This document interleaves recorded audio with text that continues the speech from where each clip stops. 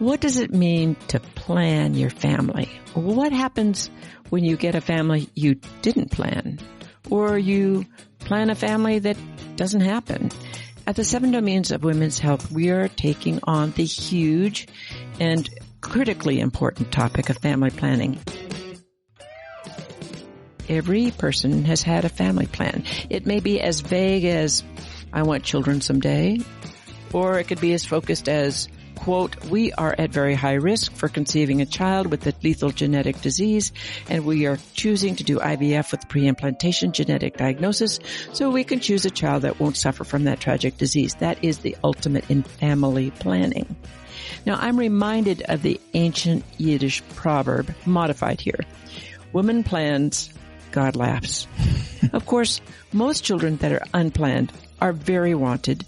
So the planning thing is complicated with at least 40% of the pregnancies in the world being unplanned.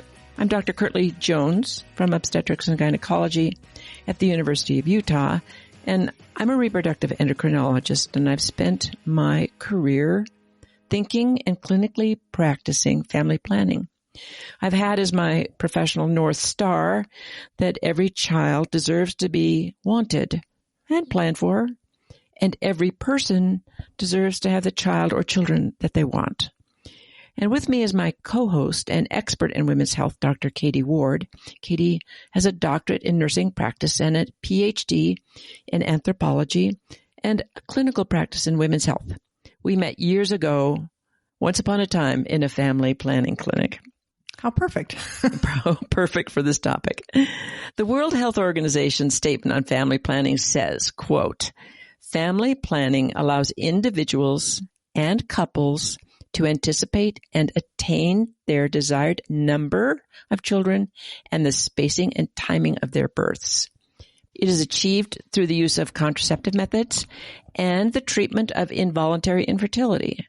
A woman's ability to space and limit her pregnancies has direct impact on her health and well-being, as well as on the outcome of each pregnancy, unquote. Of course, the word we should be using here is person's ability, as men and other gendered persons have rights to the process. And as I trained in reproductive endocrinology and infertility, I also had an interest in contraception and family planning, and I took a moonlighting job in a family planning clinic for refugees and underserved women. My own pregnancy was planned to the minute. Well, I planned it. My husband wasn't entirely aware of my plans, and I didn't really plan it perfectly as I thought it would take a while for it to get pregnant. And we were past our peak fertile age, but it was one and done, and I arrived as a brand new faculty member with a baby on board. So it was planned. It was just sooner than I had planned. So, Katie, how do you define family planning? I mean, I think it's hard to improve on the World Health Organization statement, but I've been thinking about how the meaning of that term, family planning, has felt like it's changed over my career. So I felt like early on, when maybe we had fewer contraceptive methods and, more people were getting pregnant young, or more often that family planning it implied going to the clinic where you were going to get some kind of contraception to prevent or space pregnancies. And over the course of my career, we have new contraceptive methods, and it's become better accepted, and teen pregnancies are down. And, most people in the U.S. at least have access to contraception, and they use it. And it feels like the meaning's almost flipped when patients are on my schedule and it says that they're scheduling for family planning these days. That usually means that they're wanting to get pregnant and maybe, starting to wonder if they're having some challenges with that. So they're not using that term and scheduling an appointment for contraception, but rather to try and get pregnant. So the vocabulary has come along with the whole World Health Organization definition. Yeah, I think that's actually wonderful. It's just a little bit hard for us who trained in family planning, and it was, coincident with contraception. So yeah. And now I'm seeing another shift that's starting to happen that I think we're going to explore in future segments on family planning, but really an effort to move toward talking to people about a reproductive life plan, which is kind of broader and maybe captures more what the World Health Organization is saying, but that you consider your goals for your whole lifetime, whether you want children at all and when and how many, and how those align with staying healthy before you get pregnant. So it's a little bit more of a long-term perspective, and it's targeted at both men and women, recognizing that there are health issues for both parents in this situation. The other thing I'm seeing that is new is people want reassurance. They don't necessarily want to get pregnant right now, but they want reassurance that they'll be able to do that in the future. Which I think is kind of an interesting dynamic that just has changed over the course of my career. So yeah, I think when we talk about family planning, it's a wonderfully vague phrase. And it depends a little bit on the context. So yeah, it can mean preventing pregnancy, achieving pregnancy, planning for a future pregnancy. All of those may be in the same lifetime, right? There's that fabulous episode on Friends where Rachel has got her plan down to exactly when she's going to meet the person of her life, when she's going to get married, when she's going to have her first baby. And of course, things don't always work out that way. But well, let's get down to the physical part. And I'm going to assume that all of our listeners to the 7 Domains of Women's Health podcast know where babies come from. Yeah. But here's a little story. When our son was about five, I asked him if he knew where babies come from. I had the kids' book already. It was on his bookshelf, but he hadn't found it. And I was ready for a lesson. I was in total teacher mode. And he looked at me earnestly because he's earnest at 5 and said, Mom, of course I know. Well, lesson over for now. I tried again at 7 and he said the same thing. And this time I asked him where babies come from. Well, Mom, the doctor sticks the needle in the lady's ovary to get an egg and adds the sperm and puts it back in the uterus and cuts the baby out when the baby's ripe. I told him that was where some babies come from.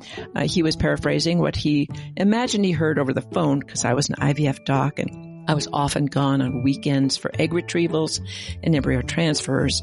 I told him that was not where he came from and that I got out the book and went over it with him, and he looked at me shocked, and he said, you lied to me, and what you and Dad did was sick and wrong. Okay, I flunked parental sex ed. So Katie, did you have more luck with your kids?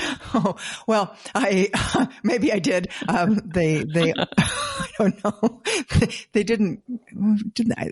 Did they say it was sick and wrong? I don't know, but I raised 4 boys and 1 girl. And over the years, I developed what I actually think is a great talk for talking about sex with young men. And maybe I'll record it separately and link it on our webpage. You should. It's long when I get rolling with it. It would take up the whole episode. But in short, I called it originally it was the 3 Ps. Now it's the 5 Ps. But the original idea was that if you wanted to use your penis, a P word, you needed to learn about 3 other P words. And those were permission, protection, and pleasure. The 2 I've added more recently are power and porn. Oh, good. I want to hear this talk. Okay, we're prepping this up for an independent 7 domains of talking to your kids about sex. It's a good talk when you got your boy in the car and they're there and something comes up. For my daughter, she grew up around that talk. I mean, my sons would actually bring their friends over and ask me to do the talk. To do the talk. Yeah. So they can hear their mother say that word, penis. Oh, geez. Yeah. So my daughter grew up around it. And, like you, I was a nurse practitioner who was working in family planning and teaching gynecology. So sex ed was just dinner conversation for her. And as a result, she became the person that her friends came to for information because she had that mom and I had condoms and emergency contraception in the medicine cabinet for, anybody to pick up. In fact, she got a text from a friend of hers not too long ago that she shared with me where the friend said that, she was thinking back on how open I was and said sometimes my frankness was embarrassing. But now she is so grateful that she had a place where she could come ask questions and have those conversations. Well, I think if your 5 and my 1 are successful so far in their life plans about family, then we were successful. However, or we were lucky or successful if they're doing okay in this regard. Yeah. Okay, well, basics. You need eggs of good quality, at least one. So you need eggs. Now, that's why when you get older, they're not a very good quality, but you need eggs, at least one. You need sperm of good quality, hopefully millions if you're going to do it the traditional disgusting way that my son was all upset about. But you only need one if you're going to do IVF, which is what he hoped had been done, of course. Now, you need a genetic combination of the egg and sperm that leads to a viable embryo. And this is important to know that at least 50% of fertilized eggs never make a baby. They're not viable and they don't make a viable child. So there's a lot of mistakes, and some people, because of egg or sperm or other things, make more mistakes. And so they can't make a viable embryo. You need fallopian tubes that can get the pre-implantation embryo to the uterus. You need a uterus that can carry a baby. You need a mother in good health because some diseases cause miscarriages. You need an environment with enough food, air, and water because not enough food can lead to pregnancy loss. Not enough clean enough air or water can lead to stillbirth. And you need shelter, and you need a safe birthing environment. It's no good to go all this business and then lose your mom or your baby because of a difficult birth. So you need all those things. And if you can kind of plan those things, that would be good. So when should a person start planning? Well, it's never too soon. It may be a decision to postpone sexual intercourse until you're ready to have a family. And if you've trained your kids well, then they know that any sexual encounter with a penis and a vagina, with eggs and sperm, could lead to a baby. So they should start in their early teens when the pressure to have sex begins and say, I'm not going to do this until I'm either protected or until I can have a baby. Good luck with that. And it should certainly begin before a person is at risk for making a baby, for men and for women. And a life plan from 15 to 50 is at risk for things that go bump in the night, unplanned things that happen in life. Be prepared for not getting your plan A and have a plan B, or develop resilience for what might come. Too many babies, no partners, loss of a partner, a child with significant physical or medical conditions. The list can go on and on. So what kind of options do you have in the family planning contraception part, or long-term family planning? Katie, take this on. Okay. Well, man, there's so many different contraceptive options, right? I have a colleague who used to sort of talk about it as a smorgasbord. And she always gave the analogy that the more things that were on the smorgasbord, the more likely you were to find the one that worked for you. So sometimes that's the challenge, is that there are lots of options and it's hard to sort them out. So there are a couple of ways of kind of parsing this that I think are really helpful. One is an initiative put together by the March of Dimes and the CDC. It's called One Key Question. So this is aimed at healthcare providers. And the idea is that anytime you go in for any medical visit, that we ask as providers, both males and females, do you plan to have a pregnancy in the next year? And if so, we can talk about important health practices like what vaccines you might want to get ahead of time, health habits that might need changing, environmental exposures to consider. For women, prenatal vitamins, which are actually more important to take between pregnancies than just during. So that's kind of one approach. For women who don't want to get pregnant, then a follow-up question I usually ask, how important is it to avoid pregnancy right now? And that helps me decide what methods I'm going to start talking about first. So we have many family planning options or birth control options that are more than 99% effective. So if someone tells me it's very important, it's the most important thing to not get pregnant right now, I want to start with those top tier options and move down in effectiveness if none of those are acceptable. And I want to just give a mention here, since, we're going to be talking about all these methods, but if people are curious, there's a great resource called bedsider.org. This is a website that you can go to, and it's comprehensive.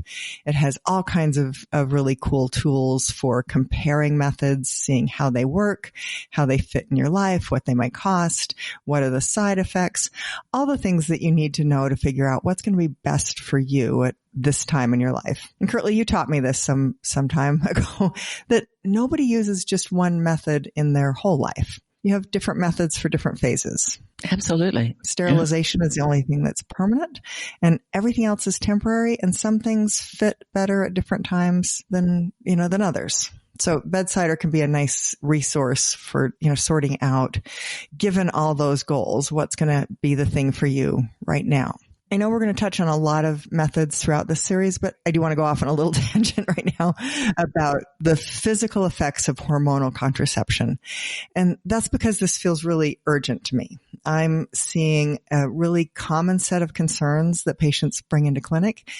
And because I have a reproductive age daughter, she's been telling me how much she gets targeted with this anti-contraception content on social media. So what seems to be happening is that influencers are describing their own terrible experiences with contraception, whether that's depression or weight gain or fears that it changed their future fertility. And there's this thing that we call a nocebo effect going on, where someone pre-populates these negative ideas in your head and you're kind of predisposed to find them in your own experience. I think this influence campaign is actually more insidious than just individual people sharing their experience on TikTok or Instagram. Oh, I think it's targeted. I think it's deliberate to make people unsure about using hormonal methods. And I'm quite concerned about that. I am too. So what we've seen is a lot of companies developing fertility tracking apps, and these can be using data that you insert from your wearable device or just that you enter on your own. And unlike a pharmaceutical company that has to spend, millions, maybe billions of dollars to bring a product to market with rigorous testing, an app is pretty cheap to develop. So then, if you've got your app, all you need is some strategically placed content creators to plant the seed that hormonal contraception is bad and their app is better. I think the problem is that people are trading highly effective contraception for something that requires significant time, attention, and perfect use. And without all that, those apps can fail frequently. So I really worry that people are giving up on reliable contraception based on being influenced. And hormonal contraception, we know, has a lot of benefits.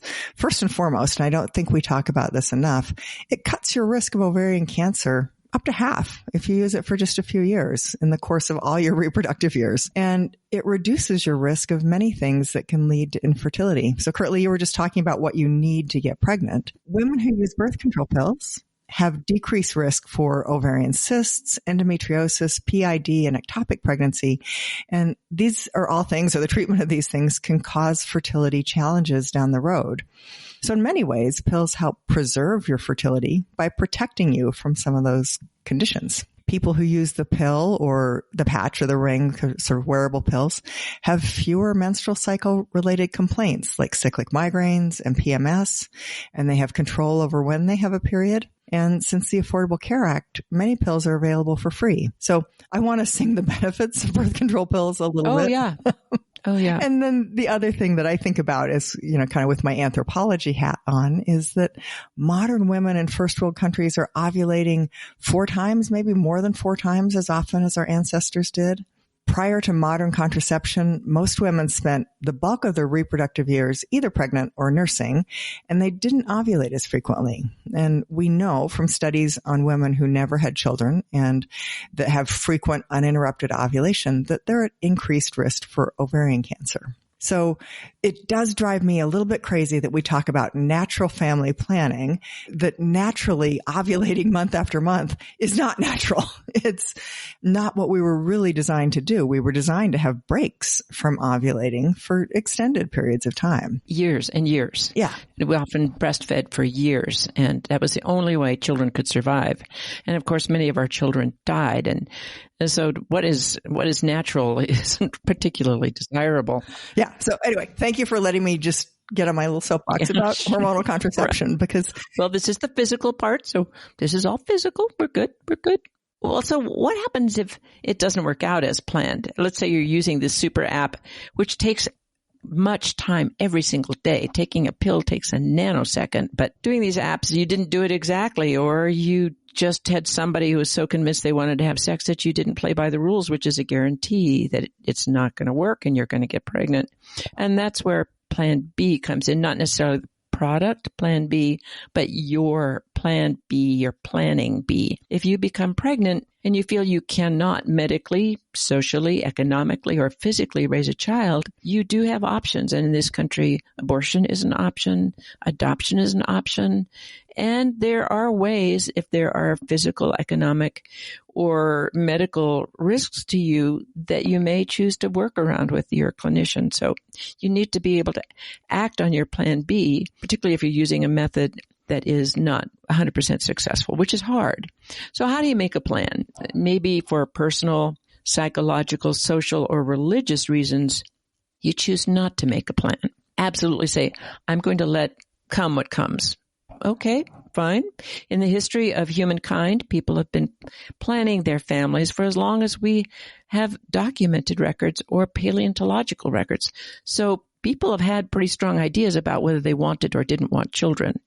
Fertility symbols have been found throughout ancient human settlements, suggesting that having children was wanted. Similarly, there are findings of efforts by people to avoid having children. And of course, history of who we were is kind of interesting.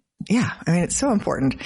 Our ancestors, Homo sapiens, evolved to be a very slow reproducing animal. So prehistoric societies, and we know this by looking at the few, groups that still sort of live similarly, probably actually only produced 4 to 6 offspring. Puberty was in the upper teens. You didn't become reproductively capable until later.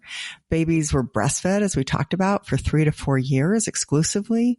So that has this way of spacing pregnancies through lactational amenorrhea. And then sadly, probably half of those prehistoric children didn't make it to reproductive age themselves. Oh, and we were starving. Intermittently starving, and that blocks ovulation as well. Yeah. People who are starving often don't ovulate, so. Yeah. And so, that was the environment that we lived in for, truly millions of years. And the population grew very, very slowly at that rate. And so that was, that's kind of our reproductive history. If we go back to the Paleolithic period where we start to, sort of have some evidence of how people were living. So 25,000 to 40,000 years ago, that's where we start to see these figurines that we call the Venus figurines and think of as fertility goddesses. At least that's what we assume they represent. Truth is, we don't actually know. But these artifacts, and I'll just note for everyone on the paleo diet, are not skinny. Oh no, I had a copy of one of those on my desk. She was quite round.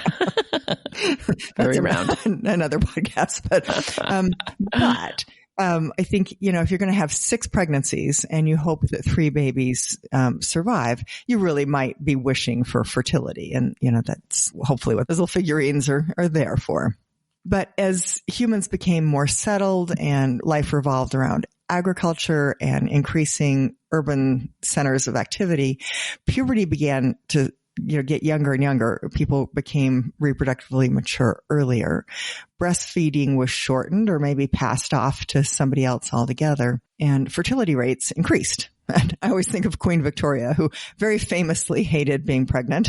And she hated sex too. She'd close her eyes and think of England. But she did love her husband.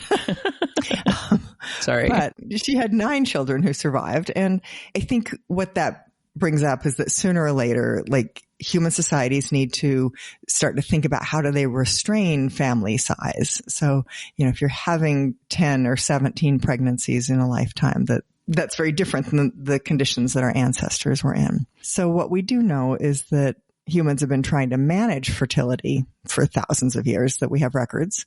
We have Egyptian papyri from 4,000 years ago that describe contraceptive methods. And these actually probably worked.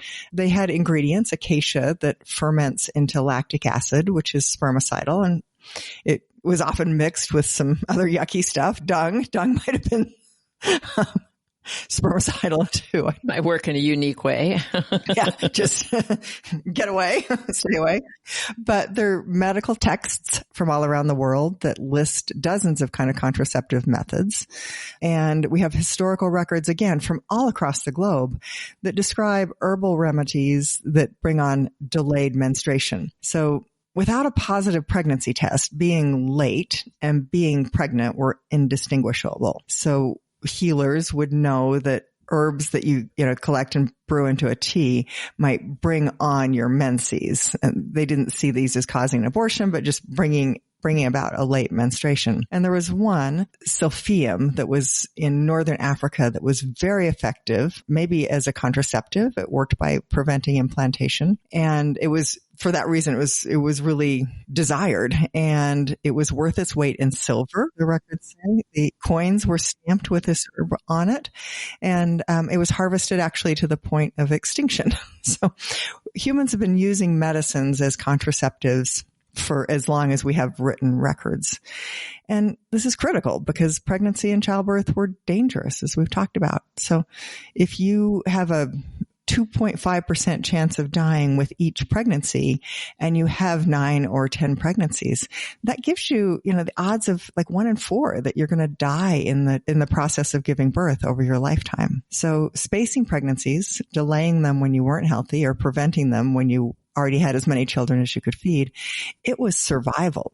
When contraception failed, the reality was pretty grim. We see in the Middle Ages foundling hospitals develop across Europe, and these were built specifically to give desperate parents an alternative to infanticide. And infanticide was probably happening more than we want to talk about. The London Foundling Hospital was founded in 1741, and it took in its early years nearly 15,000 children. 2/3 of those, around 10,000, according to their records, died. So I'm not sure the foundling hospitals were that much better than what they were replacing. Well, they died for a number of reasons, bad water and bad food, but these are often infants, brand newborns, and there was no breast milk. There wasn't any way you could feed these babies, and it's really quite stunningly sad, really. But it is a record, I think, of, just how common this was, that people were having pregnancies that they couldn't produce, children that they couldn't raise. There's a foundling hospital in Florence. It's now a museum that you can visit, and you can see there's this iron grate where they would pass the babies through so people could, sort of anonymously drop off an infant. But that hospital did keep records that showed that 50% of those births to mothers who relinquished their infants were to mothers who had 6 or more children. So I think, this complicated question is never about, there are people who have babies and people who don't. There, people who have more children than they can feed and are having to make different choices.